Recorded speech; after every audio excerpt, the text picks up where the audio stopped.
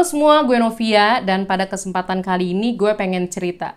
Kenapa sih gue ambil jurusan sastra Prancis pas kuliah? Emang lulusannya jadi apa? Masa depan gue jadi apa? Ngapain gue ambil jurusan sastra? Ya nggak bohong guys.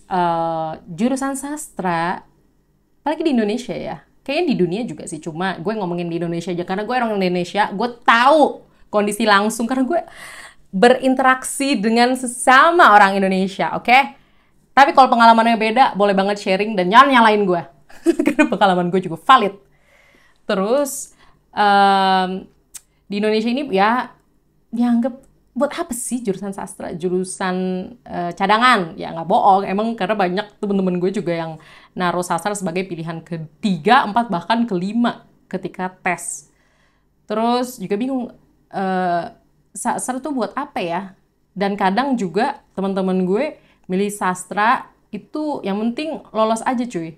Yang penting univnya bagus, univ-univ gede, dan dapat ijazahnya dari univ gede, bodo amat jurusannya apa aja. Kurang lebih gitu. Tapi gue gak mau ngomongin teman-teman gue. Gue mau ngomongin kenapa gue pilih itu. Dan mungkin buat teman-teman yang lagi galau, mau masuk jurusan apa, pengen sastra, tapi orang tua gak setuju, terus kayak bingung, nanti masa depannya apa, mungkin cocok ini video untuk teman-teman semua. Tapi kalau enggak ya udah nggak apa-apa juga. Gue pengen bikin video aja. Oke, kenapa gue pilih sastra dan sastranya sastra Prancis, bukan sastra Jepang, bukan sastra Korea? Karena gue pribadi ingin benar-benar bisa bahasa asing selain bahasa Inggris. Alhamdulillahnya gue bisa lah berkomunikasi dengan bahasa Inggris baik secara pasif maupun aktif. Dan gue pribadi mau untuk bisa menggunakan bahasa lain seperti ketika gue menggunakan bahasa Inggris. Itu. Kenapa sih nggak bahasa Sunda aja? Kenapa sih nggak bahasa Jawa aja? Ya boleh aja, tapi gue maunya kuliah itu. Ada masalah? Dan selain itu, gue juga lumayan tertarik sama sinema Prancis. Kayak gue tuh penasaran kok sinema Prancis tuh kayak terkenal banget ya film-filmnya, film ala festival, film-film yang banyak mikir. Gue tuh jadi kepo juga sama budaya sinema Prancis. Dan karena gue tahu belajar bahasa asing, setidaknya buat gue tuh pemales. Jadi buat gue tuh susah belajar bahasa asing sendiri. Gue tuh pengen proses belajar bahasa asing sambil belajar budaya-budayanya dan hal yang terkait dengan bahasanya juga. Kalau Prancis, kenapa Prancis? Karena tadi gue udah bilang kan soal gue penasaran sama sinema Prancis, kayak gue tertarik untuk tahu lebih lanjut. Terus dua, gue udah tahu kalau bahasa Prancis itu adalah salah satu dari bahasa Romance languages. Jadi satu keluarga di bahasa Roman bersama Spanyol, bersama Portugis, bersama Italia, dan juga bahasa Romanes. Dan gue mikir, wah enak nih kalau gue udah bahasa Prancis, akan lebih enak ketika gue mau belajar bahasa Italia dan bahasa Spanyol, karena emang mirip-mirip strukturnya. Karena kan satu keluarga kan. Terus udah gitu, kenapa gue ambil sastra Prancis? Karena hurufnya huruf Latin. A, B, C, D, E, F, G, sampai Z. Alias kurang lebih sama kayak bahasa Indonesia. Walaupun emang di bahasa Prancis tuh ada aksong-aksong kayak U-nya ada titik 2.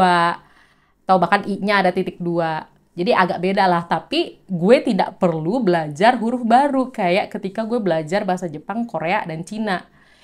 Emang sih banyak yang bilang kayak bahasa Cina aja. Kan Cina adalah negara maju yang lagi berkembang banget. Atau negara yang lagi berkembang banget. Atau Korea aja kan budayanya lagi berkembang banget. Enak nyari kerjaan. Atau ya Jepang aja biar nyari kerjaan di Jepang enak. Valid sekali alasan-alasan tersebut. Tapi tidak terlalu cocok untuk gue. Simple ya kan? Dan gue kenapa juga akhirnya milih sastra Prancis, padahal kayak gue udah digadang-gadangkan untuk ambil jurusan hukum yang lebih pasti, karena gue mikirnya gini, gue kuliah, alhamdulillah bisa dibayarin orang tua. Gue tidak perlu susah untuk mencari uang kuliah, dan gue tinggal kuliah. Oleh karena itu, karena gue dikasih tanggung jawab untuk kuliah dengan benar, gue tuh langsung mikir ulang. Kalau gue emang milihnya jurusan hukum, apakah gue benar-benar siap untuk belajar itu 4 tahun? Apakah gue emang siap untuk kerja di bidang legal? Dan gue ketika itu melihat karakteristik gue, melihat kemungkinan gue di masa depan, gue tuh tidak melihat masa depan gue ada di ranah hukum. Dan ketika itu gue mikirnya gue lebih suka kerja kreatif.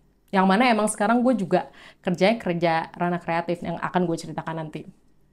Dan gue melihat lagi, 4 tahun tuh lama loh, lama banget, dan bayar lagi. Kalau gue ambil sesuatu yang gue sebenarnya nggak mau, yang nggak suka, yang malah emang mungkin bermanfaat, tapi kalau gue tidak niat dan tidak suka dan emang nggak mau, kenapa harus dipaksa gue? Yang ada nanti malah nggak maksimal, yang ada nanti gue malah menyesal. Dan di hidup yang kemungkinan cuma sekali ini, gue nggak mau nyesel. Ya udah, gue akhirnya memberanikan diri untuk memilih jurusan sastra Prancis karena gue rasa itu yang paling tepat buat gue, simple. Yang mungkin untuk banyak orang tidak, tapi buat gue sih tepat. Tuh. Dan gue merasa sampai saat ini pilihan gue adalah pilihan yang sangat tepat. Karena memang abis lulus gue sempat kerja dulu di bidang finance, karena emang sebelum lulus pun gue tuh jadi menambah kemampuan sendiri. Jadi gue memang kuliah formalnya sastra Prancis, tapi sebelum lulus gue tuh juga ikut kelas saham, terus baca buku terkait investasi. Jadi gue ada kemampuan lain, dan sampai setelah lulus gue tuh keterima dan kerja cukup lama. Ya setahunan sih, karena udah ada masalah jadi gue keluar. Setahunan lebih lah gue kerja di perusahaan finance, baru gue akhirnya balik lagi ke ranah penerjemahan. Dan memang sekarang gue kerjaan utama gue itu berkutat di ranah penerjemahan. Meskipun emang masih Inggris Indonesia, tapi kan ilmu-ilmu linguistiknya atau ilmu bahasanya tuh mirip-mirip. Jadi gue dapat dasarnya itu. Dan sampai sekarang pun gue alhamdulillah juga masih bisa menggunakan bahasa Prancis. Oui, je sais parler français.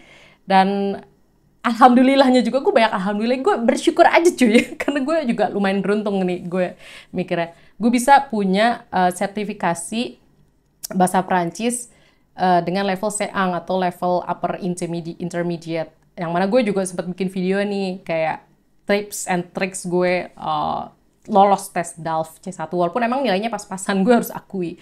Tapi ya, gue bisa membuktikan setidaknya ke gue sendiri kalau gue bisa lah lolos tes upper intermediate dari bahasa Prancis setelah lulus. Gue ambilnya setelah lulus. Gitu. Dan untuk soal prospek lulusan, menurut gue tuh jurusan sastra Prancis banyak banget sih peluangnya, asal kita mau cari dan beneran bisa nyari kapasitas-kapasitas selain yang di kuliah ya. Dan ini juga sebenarnya berlaku untuk jurusan apapun. Oke, kita tahu ilmu formalnya, tapi akan lebih baik lagi kalau kita tahu soft skills yang dibutuhkan ketika bekerja. Seperti misalkan, kalau ada yang ngontak soal kerjaan, kalau pribadi terserah lu mau balesnya kapan aja, terserah. Tapi kalau soal kerjaan, kalau ditanya, cobalah bales agak cepet. Terus, cobalah, ini gue buat gue juga sih, cobalah kalau misalkan ada meeting atau apa, datangnya nggak telat. Dan untungnya sekarang serba online, jadi lebih mudah untuk tidak datang terlambat.